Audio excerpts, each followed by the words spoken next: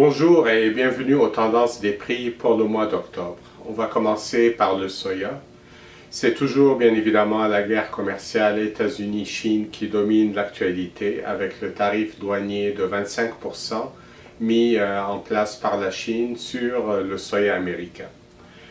Suite à ce tarif, le prix du soya américain a baissé tandis que le prix du soya brésilien a fortement augmenté, ce qui fait que présentement, la fève américaine, avec le tarif de 25%, est très compétitive en Chine vis-à-vis de la fève brésilienne, mais les triturateurs chinois n'osent toujours pas importer du soya américain de peur que les autorités chinoises n'autorisent pas le déchargement des cargaisons.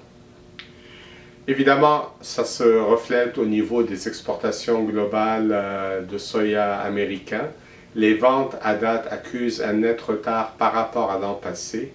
Elles totalisent présentement 20,8 millions de tonnes contre 26,3 millions de tonnes en 2017, ce qui représente une baisse de 21%. Finalement, au Brésil, les semis du soya se font très rapidement grâce à des conditions météo favorables et aussi en raison des marges de profit records des producteurs brésiliens. Dans le rapport d'octobre, le rendement du soya américain a été augmenté à 53,1 boisseaux de l'acre, un niveau record. Mais comme les superficies ont été baissées, la production projetée est inchangée à 4,69 milliards de boisseaux, ce qui représente une hausse de 6,3% par rapport à l'an passé. Finalement, les stocks américains de soya ont augmenté aussi bien en 2018 à 438 millions de boisseaux qu'en 2019 avec 885 millions de boisseaux. Maintenant pour le maïs, le rendement américain a été abaissé à 180,7 boisseaux de l'acre, ce qui fait que la production baisse de 49 millions de boisseaux pour s'établir à 14,78 milliards de boisseaux, soit une légère hausse d'1,2% par rapport à l'an passé. Les exportations de maïs américain ont démarré à un rythme très rapide. D'ailleurs, elles atteignent déjà 21,1 millions de tonnes contre 14,9 millions de tonnes l'an passé, soit une hausse de 42%. L'USDA a encore augmenté l'estimation des exportations américaines pour 2018-2019 pour la porter à 2475 millions de boisseaux.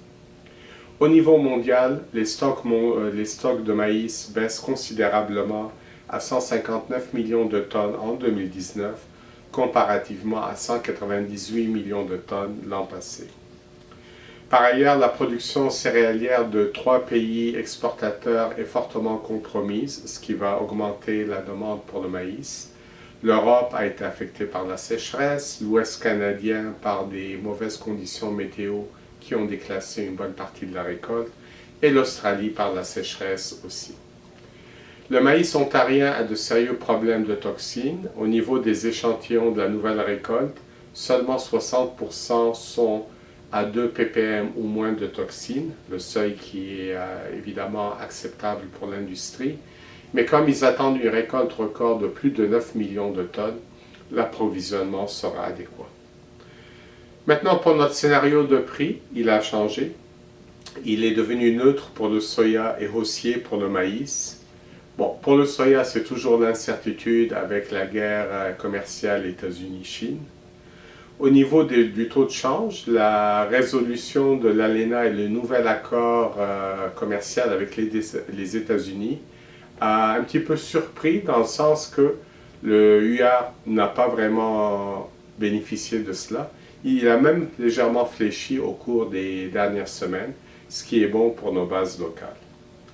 Finalement, on note un net resserrement de l'offre et de la demande de maïs au Québec pour 2018-2019, ce qui nous porte à croire qu'une fois la pression du battage passée, les prix et les bases du maïs vont augmenter au Québec. Voici ce qui conclut les tendances pour le mois d'octobre. Au plaisir de vous retrouver en novembre.